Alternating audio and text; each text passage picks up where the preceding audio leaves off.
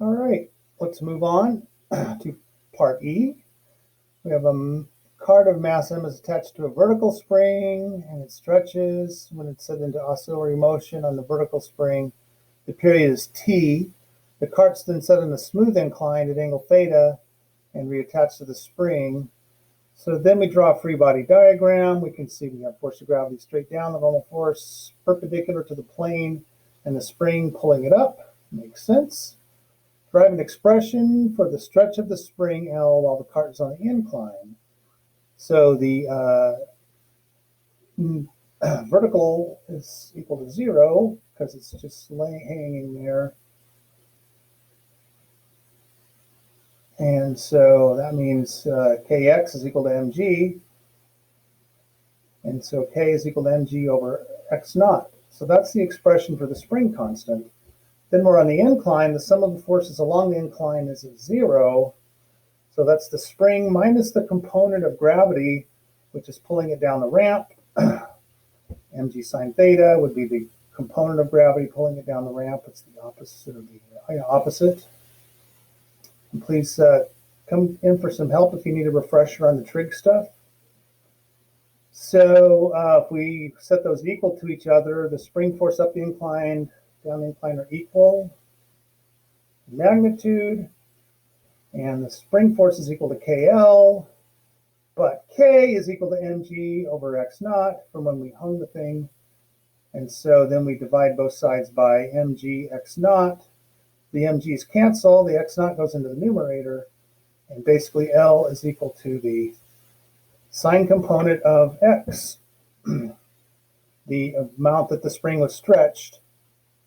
So if we hang that thing from the ceiling, that's how much it's stretched, that's x. And then if we put that on a ramp, the distance that the spring will stretch down the ramp is sine theta, whatever the angle is. So it would be x times sine of 30 if the angle were 30.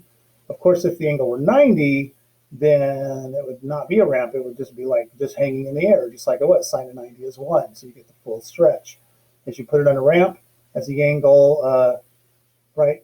So what happens to the sine of the angle as the angle gets smaller? Well, as it approaches 0, it would be 0. It wouldn't stretch at all if it was just laying on the ground, right? It would have to have some sort of ramp to kick it up to get it to stretch. Does that make sense? I just talked about that. Wow, that's crazy. Wow. I didn't read this ahead of time, I promise you. There would be no difference in the period of oscillation because the period is equal to the mass of the cart, and it's related to the mass of the cart and the spring constant, and those things don't change just because you put it on a ramp. So the cart is pulled down the ramp, and it's been stretched, and it's released, and it oscillates. Boobity-boobity-boo. Sketch the following graphs. So that's the x. So this is really like kind of a math class, isn't it?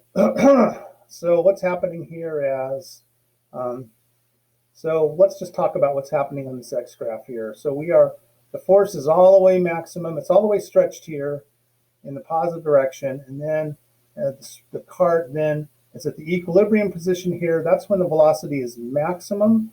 And it's negative because you see the slope of the line here is negative. So we would draw a maximum negative velocity here, or a minima here. And then we would have the opposite thing here at this point of inflection. Now we're at a maximum positive velocity. All right, and then we could just keep repeating that. Once we get that much done, then we know it's going to repeat in a sine-like curve. And because of the way the position is changing, the velocity would have to change in a similar way with these curves, in a sine type of curve. And whereas the acceleration maxima and minima is basically, it's just the inverse of the position graph, because the force is always pushing against the direction of motion. So whenever the position is positive, the force is negative because it's trying to get it to go. It's always trying to get it to go the other way. So if the position is positive, the force is negative because the spring's trying to get it to go the other way, and vice versa.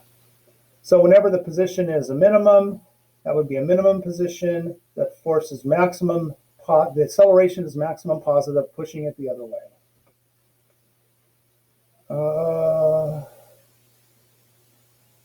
I think we're still on this one. Okay, and this is going to write a procedure. A flexible metal plate is attached to one end of a table. Oh, this is an actual lab that I did many years ago. There's a mass to the other end, and we displace the mass a small distance, and we watch it go boonga, boonga, boonga, boonga. Simple harmonic motion. The graph must take the shape of a sine graph. The force exerted on the object must be directly proportional to its displacement and opposite in direction. The period must be independent of the amplitude. So Dominique wishes to determine experimentally whether this wobbling board, wonka, wonka, wonka, wonka, wonka, wonka, wonka, is simple harmonic motion or just harmonic motion. If only one is true, they are all true. The statements above are equivalent. If one is true, they are all true. Okay. So Dominique was supposed to put check marks next to the things that he used. Didn't do that. I guess he's going to eat those points. And we're going to graph the motion sensor under the oscillating mass. Will record the position. If it shows a sine curve, balance to measure different amount of mass, and then attach it to the plate, record the stretch against the meter stick to see if it's proportional. For the period, put the meter stick up to the plate, make a plate oscillate with amplitude 1, 2, 3 centimeters, and yeah, so you can make it oscillate. You can pull the plate different amounts and see if you come up with the same period. Wonka, wonka, wonka. The graph, so I already talked about all this. You can pause the video and read it again, but I kind of did both things at the same time when I was talking. All right, we're going to stop the video here. It seems to be about 2 sections of video, seems to be about right.